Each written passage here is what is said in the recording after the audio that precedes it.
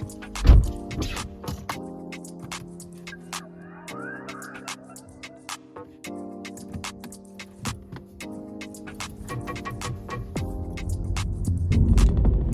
all and welcome back to another YouTube video. So I do apologize that it has taken so long for me to make another car video again, but yeah, I've just been very lazy, to be honest with you. But yeah, so today we've got the Mini Electric Level 2, I think they called it. So yeah, I thought this car was rather fitting because of course the current social climate with everything going on, the living costs going up, everything's just extortionate right now, isn't it? So I thought it makes sense recording or making videos of cars like these, you know, ones which are reasonably priced and of course electric, you know, pretty much trying to save money where you can. So I thought, why not review these kind of cars? And I have reviewed a hybrid before and a Tesla, but yeah, I think these kind of cars are more relevant, so it's always good to have a quick chat about it, a bit of my opinion on what I find of this car. But yeah, so guys, stay tuned. So yeah, first starting off with the looks, of course the Mini Cooper, I think it's been the same now for the last 20 years or so. They don't seem to like changing their shape, but don't really think they need to. It's a modern classic kind of look. So yeah, so it's pretty much the same shape that just keeps getting a little bit of tweaks here and there, a bit of a facelift, a bit of Botox, but yeah, at the end of the day, we still got the same kind of look of the car that came out 2001, I think, 2002. But yeah, still the same looks, but of course updated with the new wheels and yeah, the body kits, of course, and all of these little tweaks that they are making. It is helping, and of course with the interior, they're doing a fantastic job. Really, it looks up there, got a big screen. And talking about screens, honestly, it's so clear. It's like you're looking at an LED TV or an iPhone. It is, the clarity of it is actually that good. I don't know if it's getting picked up in you know, recording on a phone, if it's picking that up, but in person it actually is a very, very clear screen. And yeah, the interior as well, it is, I mean, it is quite a funky interior. I mean, the switches itself, especially in the central dashboard area, is something like out of Top Gun. It is really fighter jet kind of vibes you get from it. Really, really nice design, and there are metal buttons as well, which does of course feel good. I mean, they have lacked in some areas of the car. I mean, behind like the steering wheel, on the sides, there's plastic noises coming, all plastic really, in these areas. But there are some elements which do have the metal, such as the window switches. They're metal, and it does feel really good, a bit more upmarket. Yeah, it just feels a bit more expensive. But yeah, overall it is an impressive interior. Of course with the ambient lighting as well, it has that. And quite interesting how you need to change the colours of it. So you do it from the top, over here at the top you do that. And you have to flick through all the colours. Maybe not a good thing, we just tried that out now. We wanted a particular colour. We had to literally go for every single one until we got there. So yeah, it looks good doing it maybe, but not really the most practical way of finding the right colour you want for your ambient lighting in the car. As I was saying, to put the volume up in this car, it has a bit of a gimmick in it, but I do like it. So the actual center, what's it called? the central ring, it lights up so in accordance to the amount of volume that you're putting up as well, which is quite cool. Again, it's only a little minor thing, but it is something that just makes it a little bit more special, isn't it? Okay, so let's talk about the figures of this car. Now, the stats this car does. So apparently it does 0 to 60 in 7.3 seconds.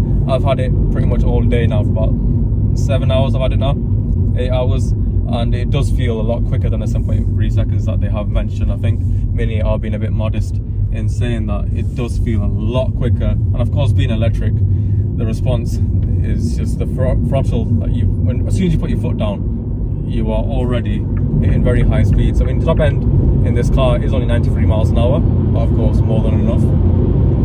But yeah, right now it just picks up effortlessly, and before you know it, you're breaking the speed limit. It is really impressive. Of course, very nippy, and definitely feels faster than 7.3 seconds that's been quoted by Mini. So yeah, as I was mentioning, it's very, very quick, very nippy, and definitely doesn't feel like 7.3 seconds. And moving on to the handling, you can see that, of course, it's got some relationship with the BMW. It does feel very planted. I've just took it through some country roads, South Manchester, and honestly, it performed really well. It stuck to the roads, and of course, it is quite heavy being an electric car as well. I think it's just over 1.7 tons. But yeah, it is a very planted and secure ride, and especially when you're accelerating as well through those bends, it handled really well, and it did feel like a BMW, to be honest. It did feel really good. It does feel like it does have the DNA of a BMW, just the way it does handle. It is very planted, very secure, and I am actually pleasantly surprised by the handling of this car. Back to the figures. This car, like I said, it's a Mini Electric 2. This is the base model, apparently, in this version, but you still get heated seats, a rear reversing camera as well as standard, which is of course very impressive. But I think if you go for the Mini Electric 3, you get the leather seats and you get panoramic roof. It's probably the one to go for, really, out of two options. And I think that one is around the 34 mark, 34 pounds. So it's probably worth it. You do have the extra optional extras in there. And also as well, in the Mini Electric 3 as well, you get the upgraded sound system.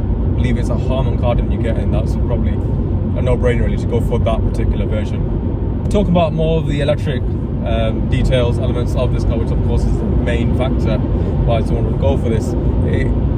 It does say in the books, apparently it does 140 miles range. This car today, when I picked it up from Mini, it was 100% charged and it had a range of 104 miles.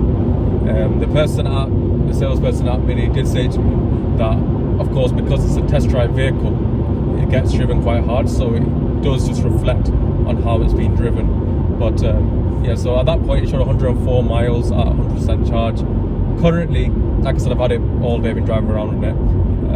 I'm at 38% currently, and I've got 30 miles range, it says. So in terms of capacity wise, yeah, it is on the lower end, definitely, because you only get really about 100 miles out of a charge. It's not ideal. Of course, there's others out there, other brands out there, competitors who have surpassed that considerably. There's 100 miles range you can get out of it, really, if you have your music on, you've got your heating on, anything like that. Of course, it has an effect on the battery, so I think really you're looking at about the 100 miles you're going to get out of time, not the 140 as it states. But yeah, so I've been told, I'll let you have a guess as well, how long it might take for it to charge from 0 to 80%. Just take a wild guess. As you thought, you were right. So it's 36 minutes it takes from 0 to 80%. How did you know that? Yeah, so all in all, a really good car. Do like it. Would I buy one? Probably not. I mean, like I said, it's £31,000. There's a lot of the cars you can get out there. But if you're on the market for an electric vehicle, you want something a bit sporty, you want a bit of a modern classic look. If you're in the market for all of the things I just mentioned, probably this car is up your street.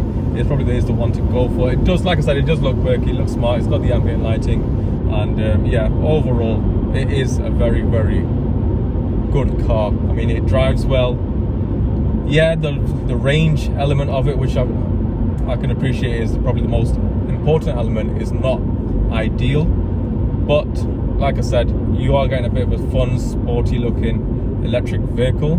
It doesn't look like an electric vehicle, which is important as well, because there are some electric vehicles out there which do look hideous. But this, of course, has kept the modern classic shape. It does still look good, and yeah, it has got the practicability of an electric electric vehicle. So yeah, now what I do want to show you as well, of course, this is my first time. I've got this car for 24 hours, got to drop it off tomorrow morning. I'm gonna need to charge it without 30% now, so that's gonna be fun. Of course, I've never ever done this before, so that's gonna be an experience. I'm gonna go to a local Shell petrol pump and charge this vehicle. Let's see how that goes, and let's see if it does charge as quickly as it says on the doors. So I've just plugged this in and it's like flashing yellow there. No idea what that means. Over here, select identification method. Oh, and that's our alarm. So I guess we just go for card payment. Start charge. Initiating card identification. Please follow the instructions on the payment terminal. The operation will reserve £40 on your contactless card. Okay. Oh, forgot drop my wallet. Thank you, Sammy. Okay, got my card. We have tapped it. We apologize for any inconvenience. Oh. No plugs available.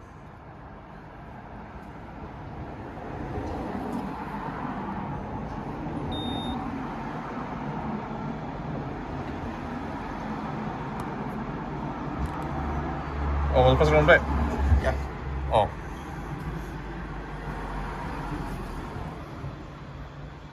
Reserve cancelled. Approved. Huh? Approved. Yeah. £40 been reserved. Don't know if that's charging. That's so confusing. What's going on?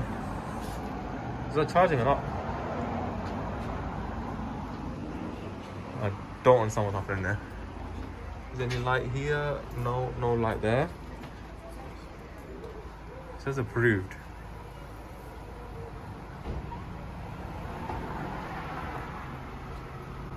I have no idea. Okay, I think we're doing it in the wrong sequence. Let's try pulling it out and putting it back in. Okay, so yeah, we thought we just got scammed of the 40 quid, but my cousin just pointed out, rightly so, that it does say charging. So that's good. Now we just wait. Calculating the language? Yeah, it's going to calculate how long it may Okay, may yeah, take. so it's doing something then. That's fine, as long as it's charging. Oh wait, that light has changed as well. Okay, so it's definitely charging now. Okay, so now it's just a waiting game. Let's see how long it takes. Yeah, you get some fuel now. Not fuel. You get some battery. There you go, get some fuel. We'll be filling up for a very long time. Yeah, I think half an hour it is. Okay, that's okay. There's a fast charger in it. Let's see, we'll find out. Well, I'm gonna record that bit, so that's me the good part. Yeah, it's iPad Pro charger, isn't it? Yeah, 20 watt. Exactly. So let's just say. Okay, guys, so that was an absolute nightmare. I mean, so far I was enjoying that car. It was great, and like I said, obviously, like you see in the video, it was going good up until the point that we had to go and charge the car. So the car battery had went down considerably low. I think it went down to about below 10%. It was. So I took it to Shell petrol pump. They had the EV charger? EV fast charger. EV fast chargers there. Took it there, which is the local one here. I don't want to be driving too much because I don't know how much you can drive. Only said I had about 6-7 miles range, so I don't want to risk going any further, of course. My first time in such a car. So I went to the local one, and then I plugged it in, you know, paid for it. So it took a £40 reserve, and then it said error. So I got a bit confused, and the car was saying it had been activated, that it was charging, which was very, very confusing, of course, very contradictory of what actually happened. So then, like an idiot, I actually paid again and tried the whole system again, but this time followed all the instructions that were listed on the actual machine itself. When I did it that time, it took the payment again, so another £40 went out of my bank. And then after plugging it in, it started flashing in the car that it started charging. About 3 seconds in, again on the machine it said error. So £80 by now had left my account, which is absolutely ridiculous, and the car still hasn't been charged, not even 1%. So I called the number on the station, well, on that machine, whatever you want to call it, charging station. I got through to one of their customer service members and explained the whole situation to him. And then I said to him that this is ridiculous. I got my family in the car. I didn't have my family car, but now I'm stranded here. You've already taken £80 out of my bank, and it's still not working. What am I expected to do? Put another £40 in? What's going on here? So then he had a look at the whole system. He couldn't figure out what had gone on as well. And then after explaining everything, that all the error messages that I'd seen and everything that was explained to him, he goes to me, oh, actually that one wasn't working, do you want to go try the other one next to it? Which is absolutely ridiculous. So I went over to the next one. He talked me through exactly how I should do it. This time, yeah, it came up with the options of CCS charger and then starting the charge and plugging it in and then press start. So I had done all that, didn't happen before.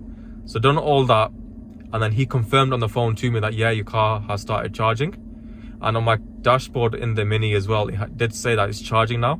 It went up 2%, and then again on the machine, on the charging station machine, it said error and it's been stopped. So again, another £40 thing, that's £120 in now. 2% of the vehicle's been charged, and I'm just there stranded, which is absolutely ridiculous. So yeah, I just don't know how I managed to come back home with on pretty much reserve, and yeah, absolute nightmare. Now I've come back, I'm sat in my Mercedes S500, probably the best way. I think we should stick to petrol cars for now, because these chargers, they're clearly not ready yet for the real world. I mean, that example there, I mean, if that was an individual who literally only had £120 in his bank, what would he have done at that point? I asked that question to this person as well I was speaking to, and he goes to me, well, you have to call the breakdown team. It's absolutely ridiculous. It's really, really unengineered. And I mean, this was still reasonable because it was close to my home. It was literally down the road from where I live. Imagine if I was on a motorway, what would have happened then? I'll be stuck in a service station somewhere, waiting in the dark. It's just really bad experience. Yeah, honestly, don't think I wasn't going to really go towards petrol cars anyway, but that has just really put me off. And there will be times, of course, people charge the cars at their homes majority of the times, but there will be times where you'll need to go to a station like this and get your car charged up, because obviously I don't have that. I don't have an electric car, so there could be situations where you do need to do that. Now that's not happened, and yeah, I'm £120 out of pocket. Car was charged 2%. I lost 1% on the way back to home, so really it's only charged 1%. And yeah, just overall a terrible experience, and yeah, not happy with that. So now I've jumped in the S500, a good old-fashioned petrol engine car, and yeah, now we're gonna head out for a drive in this. God, absolute nightmare. Take care. Bye bye.